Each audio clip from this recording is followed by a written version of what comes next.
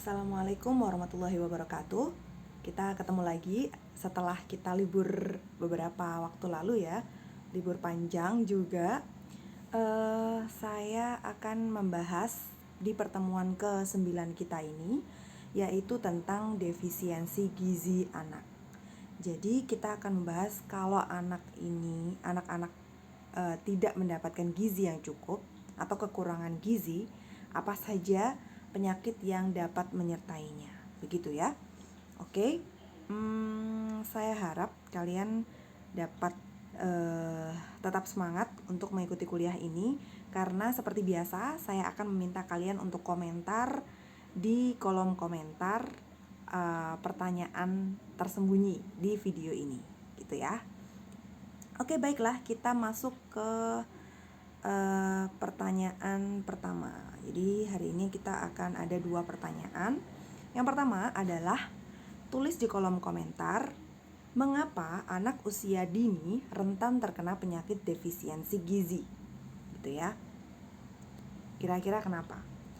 Baiklah, capaian pembelajaran kali ini ada 3, yaitu yang pertama adalah menjelaskan penyakit defisiensi gizi. Jadi kalian nanti setelah dapat kuliah ini, kalian bisa menjelaskan penyakit defisiensi gizi itu apa saja.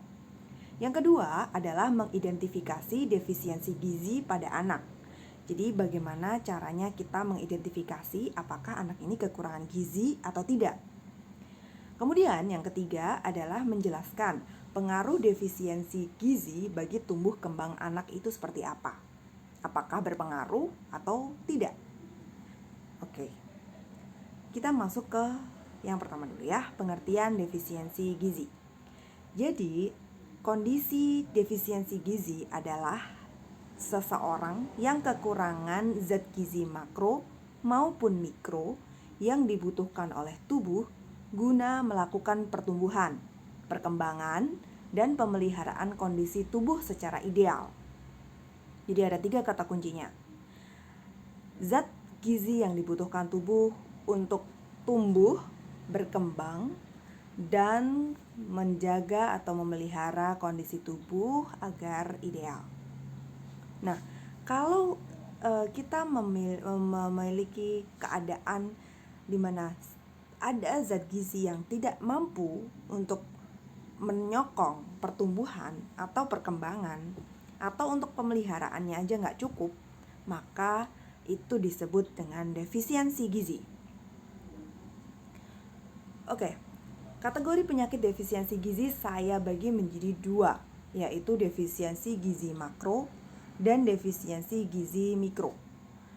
Maksudnya adalah defisiensi zat gizi makro itu jika dia kekurangan zat gizi makro, kekurangan protein, lemak, karbohidrat, serat, maupun air. Nah, ada 2 kategori, yaitu kwashiorkor dan marasmus. Nah, sedangkan defisiensi zat gizi mikro, kita akan membahas kekurangan zat gizi mikro, yaitu mineral dan vitamin.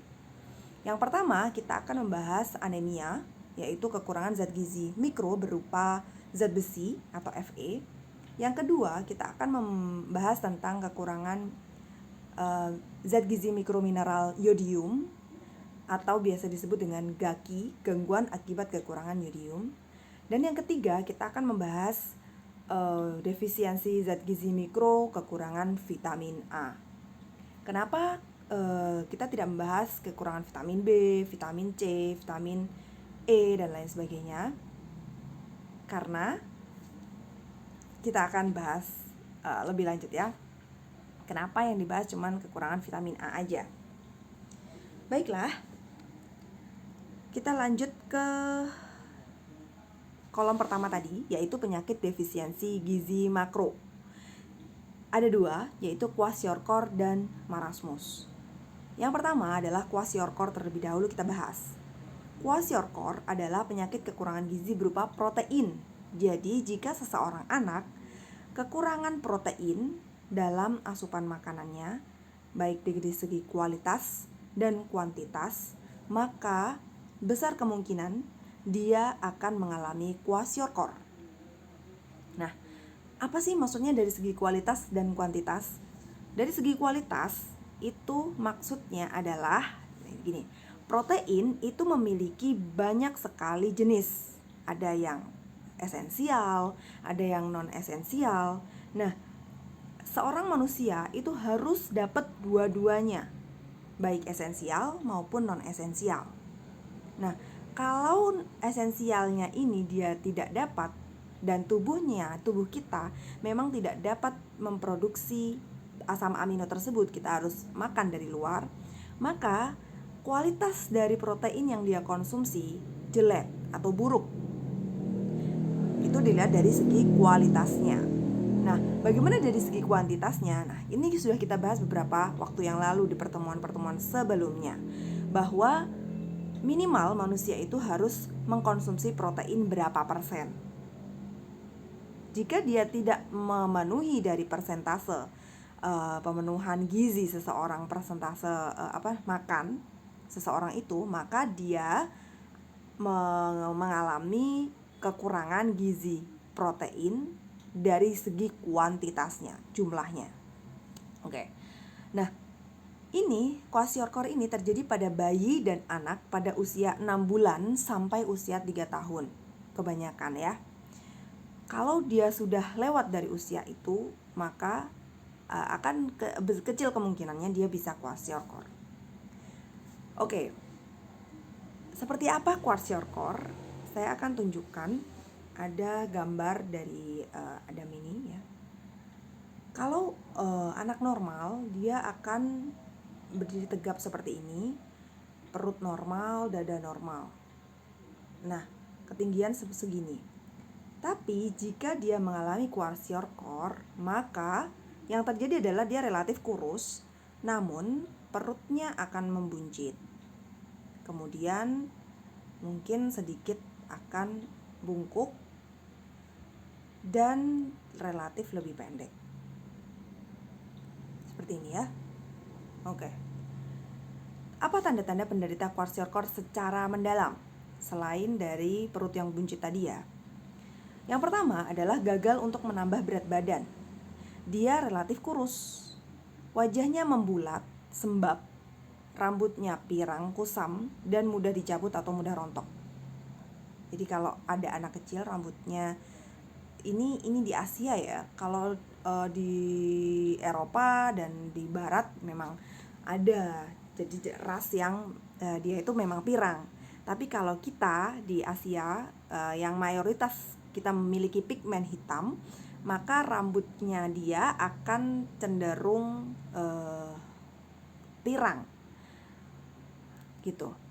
Kemudian akan lebih mudah rapuh karena rambut sendiri adalah susunan-susunan kompleks dari protein. Kalau protein asupannya saja kurang, maka secara otomatis rambut ini pun juga akan mudah rontok. Kemudian endema general, muka sembab, punggung, kaki, dan perut yang membuncit.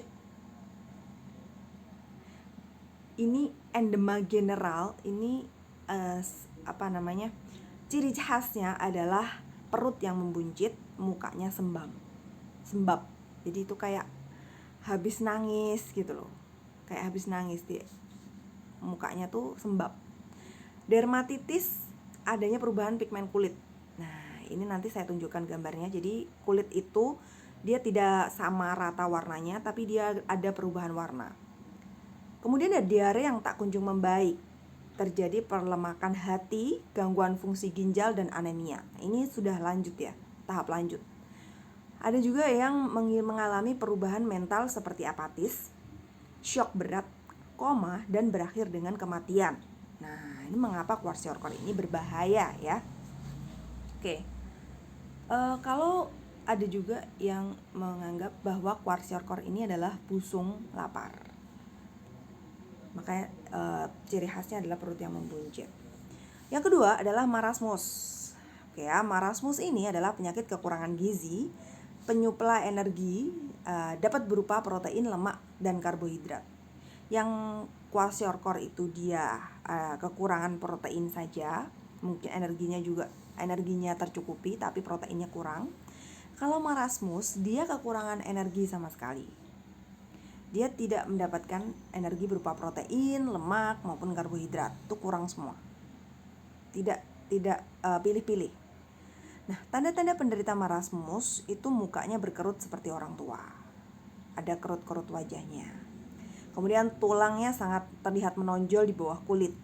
Nah, ciri khasnya seperti itu.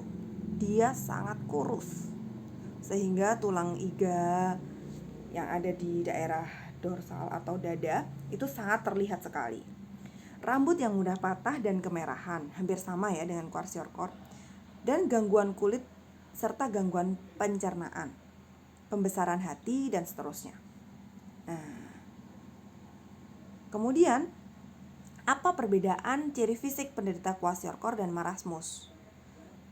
Kalau kwashiorkor, ya yang paling kelihatan adalah perutnya yang membuncit, mukanya yang membulat dan sembab seperti ini ya. Kadang dia sampai mengalami perubahan warna kulit seperti ini. Ini ya, perubahan warna kulit. Sedangkan marasmus dia cenderung kurus sekali.